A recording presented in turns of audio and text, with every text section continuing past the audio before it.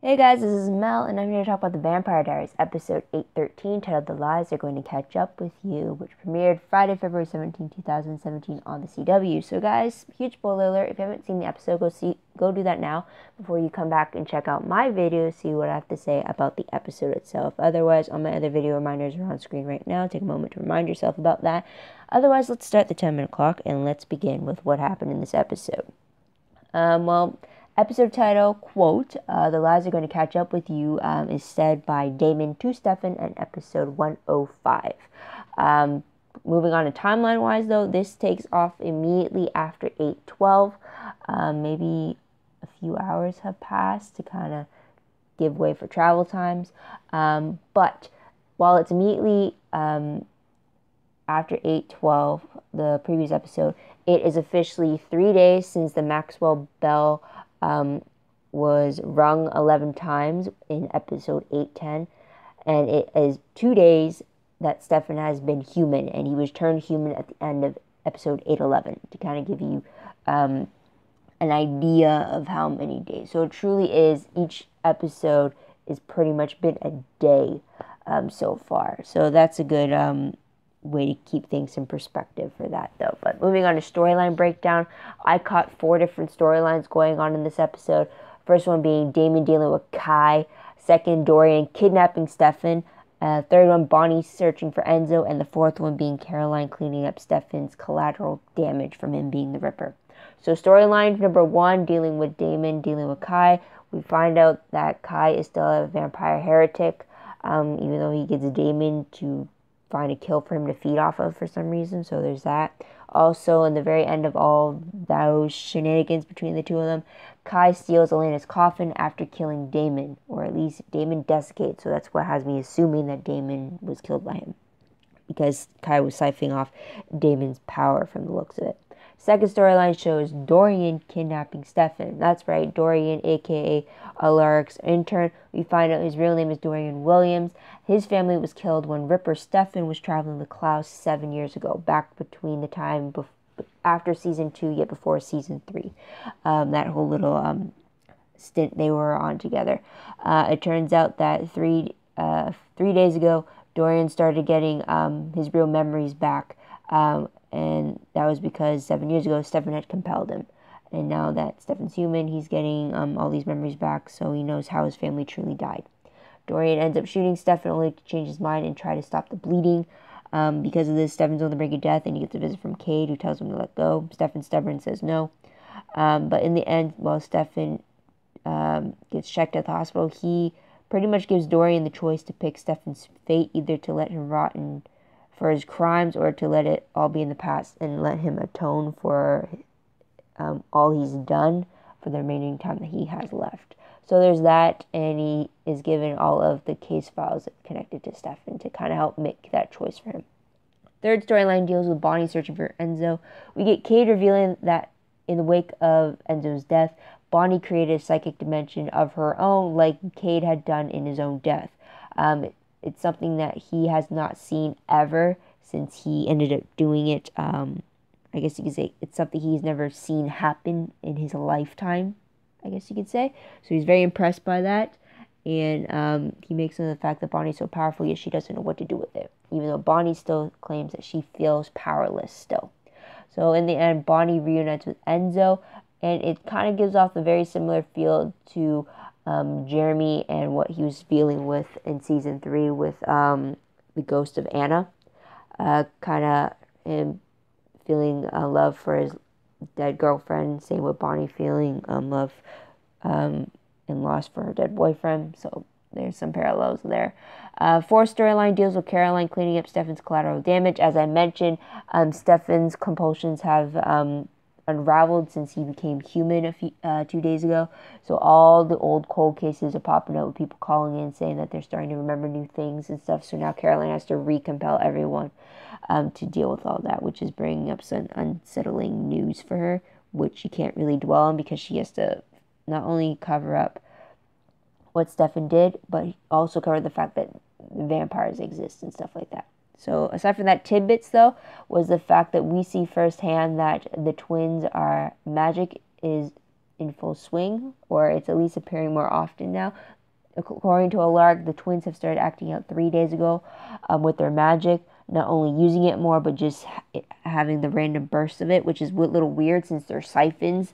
They shouldn't be able to generate magic on their own. But 3 days ago, that lines up with the death of the sirens, since just after the bell was rang 3 days ago, Kate had killed them. So it could be the fact that the twins are kind of, their magic's acting up because of whatever Celine had done to them is maybe lost its hold on them. So there's that. Moving on, though, to most shocking moment of the episode. I have to say, first one being that Stefan's compulsions have been reversed since he turned human. If that's the case, then it surprised me because of the fact we never saw that happening with Catherine. We never saw any of that happening when she turned human back in season 5, when she had to take the cure. We didn't see anything happening with Silas when he had taken the cure. Elena, obviously, because she never really compelled that many people, but we never saw any of her compulsions being reversed at the end of season 6. So the fact that Stefan was now dealing with all these reversed compulsions was very surprising as well. Second shocking moment was the fact that Kai stole Elena's coffin, and I'll get into that in a few moments as well.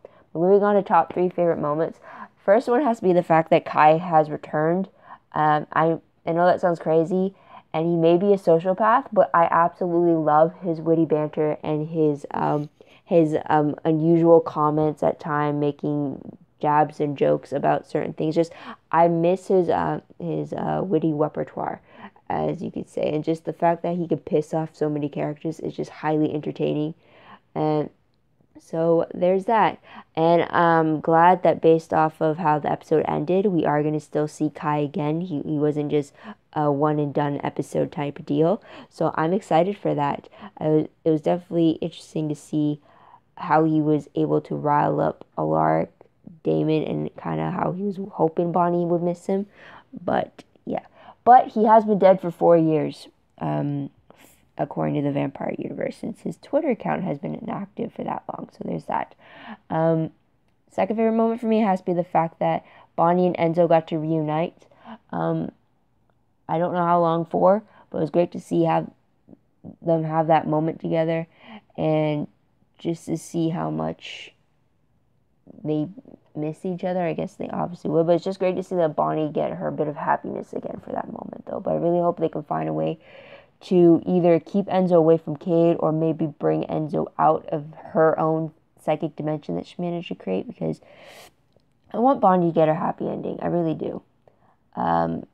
Third favorite moment, though, is the fact that Cade revealed that Bonnie is just like him in a way. She made her own psychic dimension, her own version of hell, if you will. And I was excited about that because I kind of proved my prediction right, or at least it answered one of my random questions from a previous episode when I'd asked if that burst of magic that expelled from Bonnie when she screamed out against Enzo's death, if that meant anything similar to what Cade had experienced in his own death.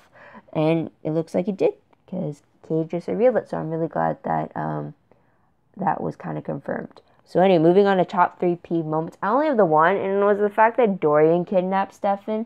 I mean, I like the fact that they kind of tied it back to Stefan's past as the Ripper, but the way they had set it up and the way that Kai had returned in the previous episode, it really led me to think that it could have been a familiar face for us that had came back and kidnapped Stefan. But yeah, so that was only a little disappointing, and that's why it was a peeve for me. So there's that. Moving on, though, what moment will I remember most when I look back on this episode? I have to say Kai's return. It was just, I think that's the thing that's going to really stick out for me for this episode, is the fact that Kai came back for however brief a stunt it was. So there's that. Random questions, though. I have a lot of them. First one was, if Damon isn't a servant of Cade anymore, then how could he survive Kai killing him? Since we did see Damon desiccate in the end of the episode, but then Damon is still alive for the last 3 remaining episodes of the series. So how is it that Damon is still alive when it's obvious he desiccated to his death in this episode and he's not a servant of Cade anymore, which was what would have saved him from ultimate death if he was still a servant. So that's just one question right there. Second question, did Kai steal Elena's coffin because Cade wanted him to? And if so, does that make Kai a double agent working for Cade? I was wondering that, especially after seeing the promo for next week. But Kai does have a habit of making things disappear and hiding them. So it didn't seem off for his behavior, but I'm wondering if there was more behind it specifically. So there's that. Third question, there's the timer, was that since Stefan turned human, hasn't he had too many near-death experiences than he did as a vampire? I mean, wasn't he just stabbed in the stomach in last week's episode, which had been only the day before for Stefan? And without vampire blood to heal him, he should still be wounded in the stomach, right? He should still be dealing with that wound, and then Dorian just shot him on almost pretty much the same area. So, like, Stefan's really packing on the pain meds that if he can't use vampire blood to kind of help him ease through it. So there's that.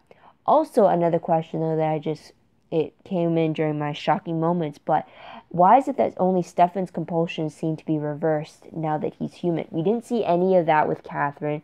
We didn't see any of that with Silas. We didn't see any of that with Elena when they were all cured. So I'm wondering, why is Stefan the exception? I mean, granted, the only people that were part of the cast when Catherine was cured, they were all vampires, so all their compulsion was already erased. But I'm pretty sure she compelled Jeremy at some point. She must have. So we would have gotten something from there. Alaric maybe even, but he didn't come back until after she died. So people around town, Matt she compelled. Didn't Catherine compelled Matt a few times? So wouldn't he have remembered her compulsion wearing off or anything like that? So it's just, I'm a little curious as to why Stefan's compulsion was reversed while people like Catherine's never had to deal with that, if that makes sense. Last question though. Are the twins' behavior different now because of the fact that Cade had killed Celine? I'm pretty sure that's the case though, but if that is the case, then what exactly did Celine do to them? Did she put like a lock on their powers? Did she keep them in check or something?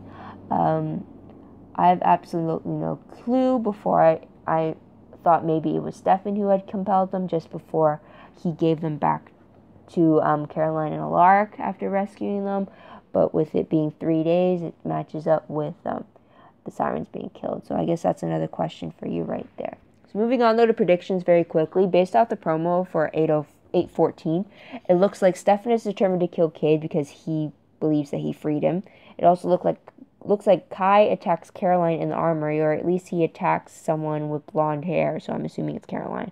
It looks like Damon worries about Elena to Stefan because Cade has her coffin from the looks of it. There's going to be many fights. It looks like there's going to be a Salvatore hug. It looks like it's going to be Cade versus Bonnie with Damon stuck in the middle.